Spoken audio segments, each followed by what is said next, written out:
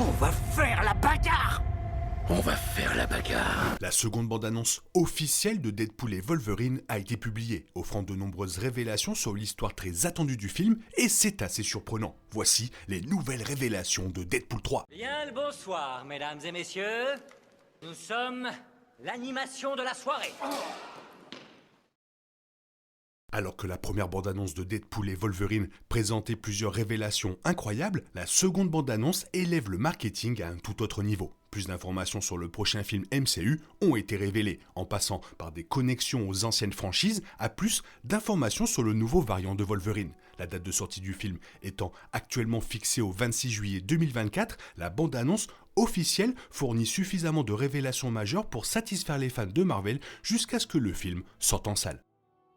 Malgré son rôle principal, Wolverine était largement absent de la première bande-annonce. Cependant, celle-ci donne un aperçu bien plus approfondi de l'histoire de Wolverine dans le film, souvent même avec le personnage buvant dans un bar de son univers. Wolverine n'est pas étranger à de tels scénarios, souvent montrés faisant de même dans divers films Fox X-Men. Cela dit, une différence essentielle et qui n'est pas du tout respectée par son entourage. Alors qu'il est assis au bar, on entend le barman lui dire de partir. Il déclare que Wolverine n'est pas du tout le bienvenu au bar ni ailleurs, ce qui fait que cela ressemble plus à un problème personnel qu'à quelque chose de trivial comme Logan trop bourré. Wolverine demande alors de manière inhabituelle un dernier verre en échange de son absence, faisant allusion à un manque de respect total beaucoup plus profond entre Wolverine et les gens de son univers.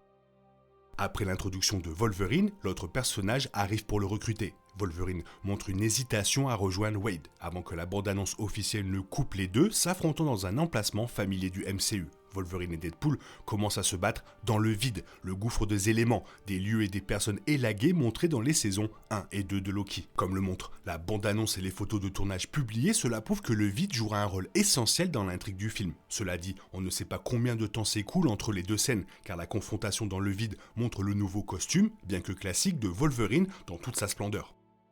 La première bande-annonce était légère sur le contenu de l'histoire en dehors de l'intronisation de Wade à la TVA. La deuxième corrige tout cela, fournissant de grandes révélations sur la force motrice de l'histoire. Comme mentionné par Wade après son combat avec Wolverine dans la bande-annonce, le premier a besoin de l'aide du second pour sauver son univers. Bien qu'on ne sache pas exactement à quel point l'univers de Wade est en danger, il demande de l'aide à Wolverine car il est conscient des qualités héroïques de Wolverine de la franchise X-Men. Cette histoire suit certainement les autres volets de la franchise Deadpool. Bien que cela ait été présenté de manière méta, il est clair que Deadpool est conscient de l'héroïsme de Logan. En tant que tel, il serait logique que le personnage recherche un variant de Wolverine pour l'aider à sauver un univers, car le personnage a l'habitude de le faire à travers le multivers. Après avoir demandé l'aide de Logan, Wade découvre exactement pourquoi son allié n'est pas respecté dans son propre royaume. Wolverine dit que le sort de Deadpool pour sauver son univers n'est pas son problème. Deadpool lui répondant à sa manière. Vient ensuite une scène de Wolverine dans son propre univers, agenouillé en détresse tandis que le personnage de Paradox explique que Wolverine a laissé complètement tomber son monde. Cela explique pourquoi Wolverine a été montré en train de boire, sans le respect des autres, au début de la bande-annonce. Comme le montre clairement la bande-annonce, quelque chose s'est mal passé dans l'univers de Wolverine dont il se sent responsable. De cette façon, le film suivra la formule de Deadpool et Deadpool 2. Les deux films présentent Wade ainsi que d'autres personnages à des moments difficiles de leur vie avant de parcourir ensemble un chemin. Cela semble être le cas des deux personnages motivés par l'incident survenu dans l'univers de ce dernier.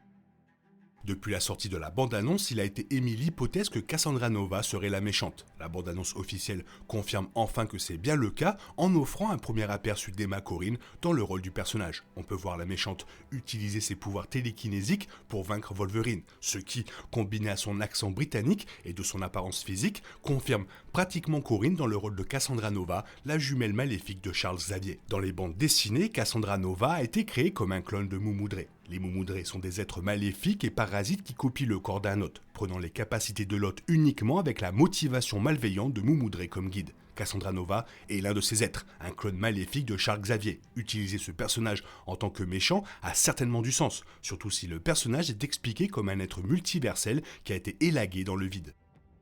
Une autre théorie importante était qu'Aliot, le monstre temporel de Loki, figurerait dans le film. Tout comme l'apparition de Cassandra Nova, la bande-annonce a confirmé cette théorie. Dans la bande-annonce, Aliot peut être vu survolant le vide comme il a été montré dans la saison 1 de Loki. La bande-annonce confirmant également qu'une grande partie du film se déroulera dans le vide. Il semble qu'Aliot sera un obstacle principal pour le duo. Aliot n'était pas une présence importante dans la saison 2 de Loki, mais il est toujours actif dans le vide dans le dernier épisode de la série. Malgré la mort de celui qui demeure, Aliot a été montré lorsque Ravonna Renslayer a été transporté dans le vide dans la saison 2. En tant que tel, l'inclusion de l'être a du sens, quel que soit l'endroit où le film est placé dans la chronologie du MCU.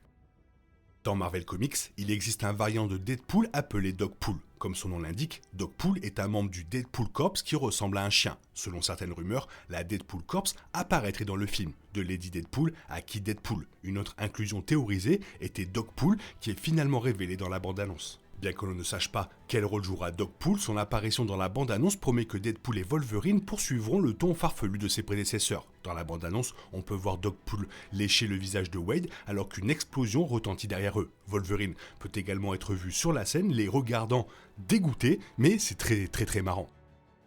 Dans le dernier plan de la bande-annonce, on peut voir Deadpool et Wolverine sauter par une fenêtre dans le vide. Lorsque la caméra tourne, il est révélé que le duo saute à travers un portail magique. Cela signifie qu'un sorcier du MCU sera présent dans le film, vraisemblablement ayant été élagué par le TVA pour expliquer son apparition dans le vide. Une autre source possible de ce portail est une apparition majeure du MCU. Ce portail pourrait laisser entendre que Wong ou Doctor Strange apparaîtront, ce qui serait logique étant donné que les deux sont conscients du concept de multivers. Cependant, malgré cette possibilité, il est plus probable que Deadpool et Wolverine présentent simplement un sorcier anonyme allié à l'univers cinématographique Marvel principal.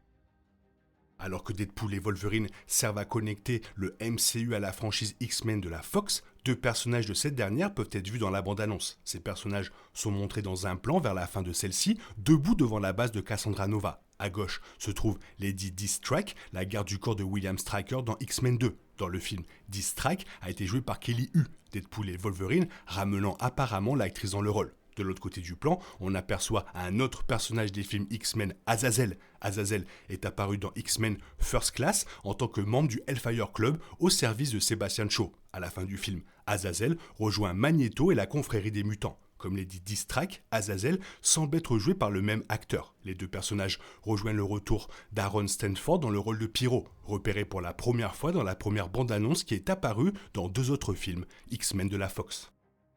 Et la dernière révélation majeure de la bande-annonce officielle présente le retour d'un Avenger. Dans les derniers instants de la bande-annonce, Cassandra Nova est montrée en train de quitter sa base d'opération dans le vide. Fait intéressant, cette base est intégrée au crâne de Scott Lang, Ant-Man. Le casque clairement visible d'Ant-Man peut être vu dans le vide avant qu'il ne s'ouvre, révélant le crâne en dessous par la bouche duquel sort Cassandra Nova. Cette révélation prouve certaines choses. D'une part, cela confirme que le TVA a élagué une version d'Ant-Man dans le vaste multivers Marvel. Une autre chose que cela prouve est que Deadpool et Wolverine inclura plusieurs easter eggs du MCU tout au long du film qui sont liés à certains des plus grands personnages de la franchise. Enfin, cela prouve que Cassandra Nova est vraiment maléfique, avec la bande-annonce officielle la montrant opérer à partir du crâne décomposé d'un Avenger du MCU.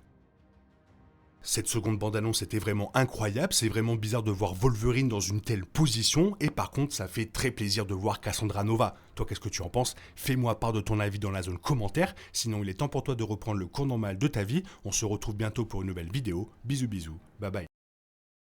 Oh yeah, we want retribution. Oh yeah, we want retribution.